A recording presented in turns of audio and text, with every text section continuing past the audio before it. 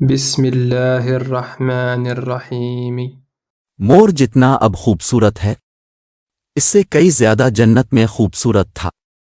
مور کی خوبصورتی پہ سبھی پرندے فدا تھے، لیکن ان سب خوبیوں کے باوجود مور سے ایسی کون سی خطا ہو گئی تھی جس سے اللہ تبارک و تعالیٰ نے مور کو جنت سے نکال دیا۔ اللہ تبارک و تعالیٰ نے جب حضرت آدم علیہ السلام اور اماں ہوا کو پیدا فرمایا، اس کے بعد ان کو جنت میں بھیج دیا۔ وہ دونوں جنت میں بہت ہی پرسکون رہتے تھے، بہت ہی لذیذ میوے پھل کھایا کرتے تھے، لیکن ایک اناج جس کو کھانے سے اللہ پاک نے انہیں منع فرمایا، اور وہ اناج گندم تھا۔ چونکہ شیطان حضرت آدم علیہ السلام کی وجہ سے ہی جنت سے نکالا جا چکا تھا، اسی وجہ سے شیطان کی حضرت آدم علیہ السلام سے دشمنی ہو گئی تھی۔ شیطان یہ چاہتا تھا کہ وہ کسی بھی طرح حضرت آدم علیہ السلام کو جنت سے نکال دے اور ساتھ میں اماں حوا کو بھی جنت سے نکال دے۔ جب شیطان کو یہ خبر ہوئی کہ حضرت آدم علیہ کو تمام میوے کھانے کی اجازت ہے لیکن گندم کھانے کی اجازت نہیں ہے، تو شیطان انتقام کی آگ دل میں لیے جنت کے دروازے کے پاس بیٹھ گیا اور 300 سال تک وہاں پر بیٹھا رہا کہ کوئی جنت کے دروازے سے باہر آئے اور شیطان اس سے بات کر سکے۔ ایک دن اچانک سے مور جنت سے باہر آ گیا۔ شیطان اس کو دیکھتے ہی بہت خوش ہو گیا۔ شیطان نے پوچھا، اے خوبصورت پرندے تم کون ہو؟ مور بولا، میں مور ہوں۔ اب تم اپنا تعارف کرواؤ۔ شیطان نے جواب دیا کہ میں عالم قربا کا ایک فرشتہ ہوں، میں اللہ پاک کی عبادت سے ایک پل بھی غافل نہیں ہوں، میں چاہتا ہوں کہ میں جنت میں جاؤں، وہاں کی نعمتوں کا اپنی آنکھوں سے مشاہدہ کروں۔ شیطان مور سے کہنے لگا کہ تم مجھے جنت کے اندر لے جاؤ، میں تمہیں 3 ایسی باتیں بتاؤں گا جس سے تمہیں ابدی زندگی حاصل ہو جائے گی، تمہیں بڑھاپا اور بیماری نہیں آئے گی، تم ہمیشہ جنت میں ہی رہو گے۔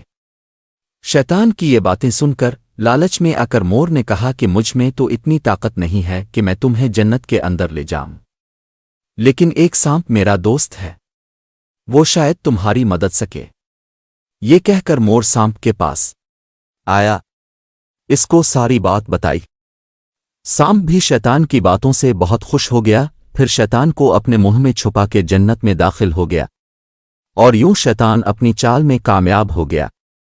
جنت کے تمام نگہبانوں کو یہ معلوم تھا کہ شیطان یہ چال چل رہا ہے اور جنت میں داخل ہو چکا ہے۔ فرشتے شیطان کو جنت سے نکالنے لگے، تبھی اللہ پاک کا حکم ہوا کہ اس کو ابھی تک جنت میں ہی رہنے دیا جائے۔ وہ فرشتے اللہ تبارک و تعالیٰ کے حکم سے رک گئے۔ شاید یہ حضرت آدم علیہ السلام کا امتحان تھا۔ شیطان حضرت آدم علیہ السلام کے پاس اور اماں حوا کے پاس جا کر اپنی محبت کا اظہار کرنے لگا۔ وہ دونوں ہی شیطان کو پہچان نہ سکے، کیونکہ ماضی کے مقابلے میں شیطان کی شکل تبدیل ہو چکی تھی۔ شیطان کہنے لگا کہ میں چاہتا ہوں کہ آپ دونوں ہمیشہ جنت میں اسی طرح زندگی گزاریں، ہمیشہ خوش رہیں۔ حضرت آدم علیہ السلام اس کی بات بہت غور سے سننے لگے۔ شیطان نے کہا، اگر آپ میری بات مان جائیں تو آپ کو جنت کی اور بھی تمام سہولتیں ملیں گی۔ حضرت آدم علیہ السلام شیطان کے بہکاوے میں آ کر کہنے لگے کہ یہ کس طرح ممکن ہے؟